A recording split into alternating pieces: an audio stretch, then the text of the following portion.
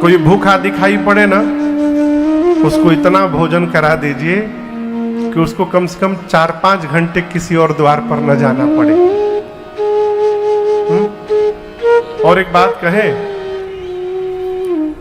इस प्रकार के कार्य करने के बाद छपने से बचा जाए। आप समझ रहे मेरी बात को? लोग दान भी इसलिए कर रहे हैं कि जगत जाने कि हम दानवीर कर्ण के बाबूजी हैं। लोग जाने कि हमसे बड़ा धर्मात्मा कौन है। मैंने एक फोटो देखी थी, मैं आपको इसलिए मैं बता रहा हूं, मुझे इतना दुख हुआ देख करके। एक जगह लोग 10-12 श्रीमंत लोग केला दान कर रहे थे। केला समझ रहे हैं ना, बनाना, केला दान कर रहे थे। एक केला 5 आदमी पकड़ा हुआ था। केला कितना है? एक। और उसी एक केले को 5 आदमी पकड़कर जिसको दान दिया गया उसके मुख के पास लगाया गया है और फोटो खींचकर उसको फेसबुक पर पोस्ट भी किया गया। इतना दान न दे दीजिए कि कोई उस दान के दबाव से दब के मर जाए वहीं पर। इससे अच्छा न दीजिए। और आप एक से बात कहूं आपको, आप किसी को दान देकर यदि उसको फोटो छपवा रहे हैं तो आप दान नहीं दे रहे हैं, सामने वाले की इज्जत की धज्जियां उड़ा रहे हैं।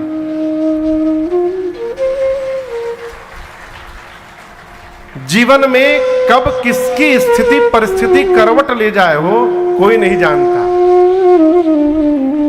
यदि वो दान ले रहा है तो उसके जीवन की स्थिति वैसी हुई होगी कि उसको मजबूरन लेना पड़ रहा है।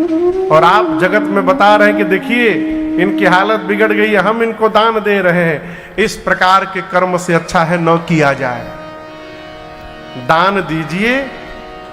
कहा गया है कि दाहिना हाथ दे तो बाएं हाथ को न पता चले। वर्तमान में क्या है, आदमी देता बाद में है, प्रचार पहले हो जाता है।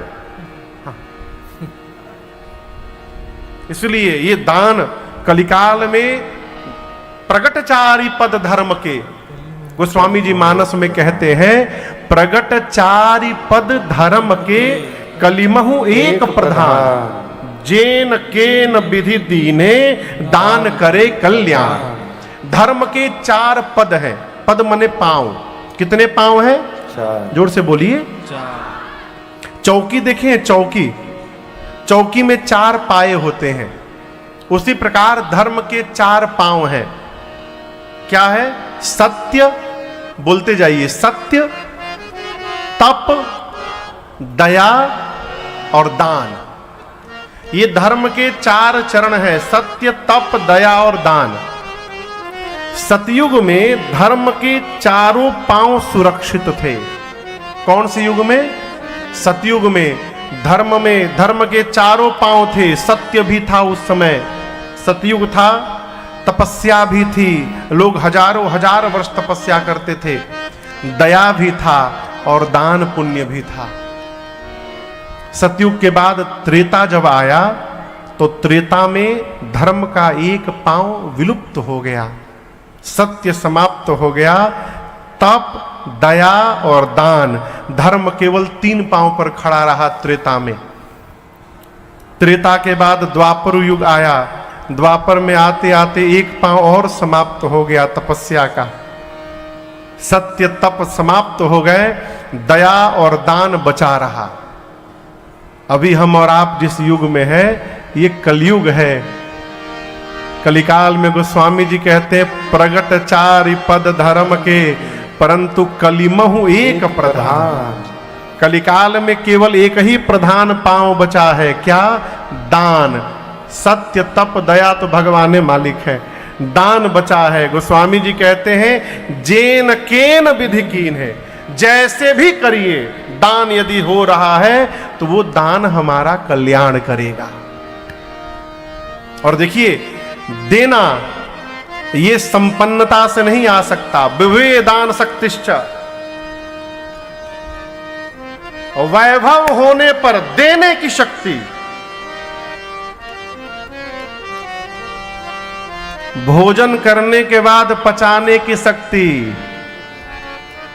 और संसार में गति करने की शक्ति, ये कम तपस्या का परिणाम नहीं है, ये जन्म जन्मांतर तपस्या हो तब जाकर होने के बाद देने का स्वभाव बनता है। ये सामान्य घटना न समझिएगा। यदि इस देने का स्वभाव है तो जीव अभाव में भी दे सकता है। मैं आपको घटना सुनाऊं, हमारे ये सत्य घटना है। हमारे श्रीधाम अयोध्या जी में एक आश्रम पर भंडारा चल रहा था। सुरेश बाबू, क्या चल रहा था? भंडारा। तो लोग भंडारे में अपने अपने पितरों के नाम से कह रहे थे, महाराज जी ये हमारे बाबा जी के नाम से ये रखिए, 50,000 रुपया भंडारा में लगा दीजिएगा। कोई 1 लाख दे रहा है, कोई 2 लाख दे रहा है। हजारों संतों का भंडारा चल रहा है। वहीं एक माई पहुंची, माई, बूढ़ी माई जो घूम घूम कर भोजन करती थी।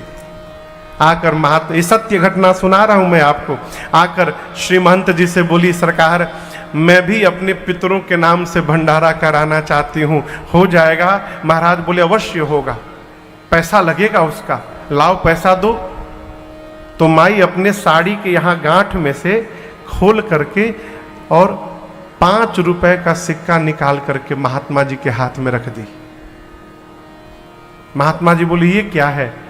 बोली महाराज मेरे पास कुल संपत्ति के रूप में यही 5 रुपया है। महात्मा जी लिए, बोले ठीक है, तुम्हारे पितरों के नाम से भी भंडारा होगा। तो महंत जी के शिष्य पीछे खड़े थे। शिष्य हंसने लगे, कहे महाराज 5 रुपए में कौन सा भंडारा होगा? महाराज बोले 5 रुपए में ही भंडारा होगा माई का। जाओ और इस 5 रुपए का रामरस लेकर के आओ। रामरस समझते हैं? साधु शाही में नमक को रामरस कहते हैं। क्या व्यास जी? नमक को क्या कहते हैं? रामरस। रामरस। महात्मा जी ने कहा ये 5 रुपए ले जाओ और 5 रुपए का रामरस लेकर आओ, और भंडारे में जितनी सब्जियां बनी हैं और जो जो दाल बना है उन सब में उस राम रस को डाल दो। उन सब्जियों में माई का भी नमक चला जाएगा और माई के नाम का भंडारा हो जाएगा। ये क्या है? देने का स्वभाव है। स्वभाव रहेगा अभाव में भी निकलेगा, स्वभाव नहीं रहेगा फिर तो भगवान ने मालिक है। और देखिए जो जितना दबा के रखता है भगवान उसके लिए ऐसी व्यवस्था बनाते हैं, एक ही झटके में निकल जाते हैं, एक ही झटके में। एक सेठ जी थे,